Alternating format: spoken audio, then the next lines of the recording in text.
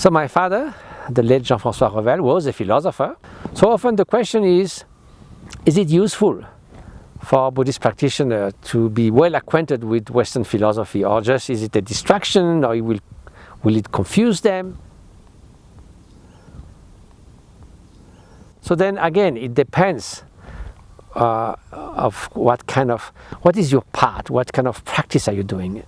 If you are more of a contemplative, a meditator who really with determination follow your teacher's instruction to practice, whether you still are living at home or if you go to some place to do retreats, especially if you are Eastern practitioner, someone in the mountains in Tibet or Bhutan or Nepal, I don't think you need Western philosophy. You don't even need to go have an extensive philosophical background even within Buddhism. Of course, it is essential to know about reality, to know about the union of appearance and emptiness, to have some notions of Madhyamika and philosophy so that your view is correct.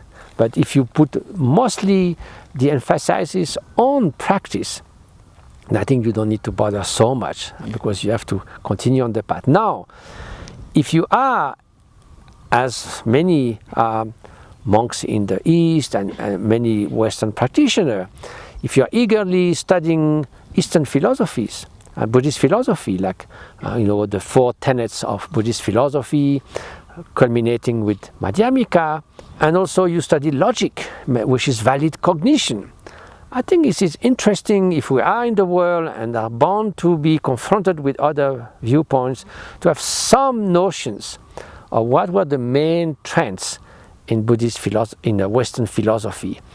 That will help you to refine your own thinking, to dispel some zone of some shadows that you might have in your own understanding of Buddhist philosophy. If you are confronted with some argument, you say, oh, what would Buddhist philosophy answer to that argument, for instance?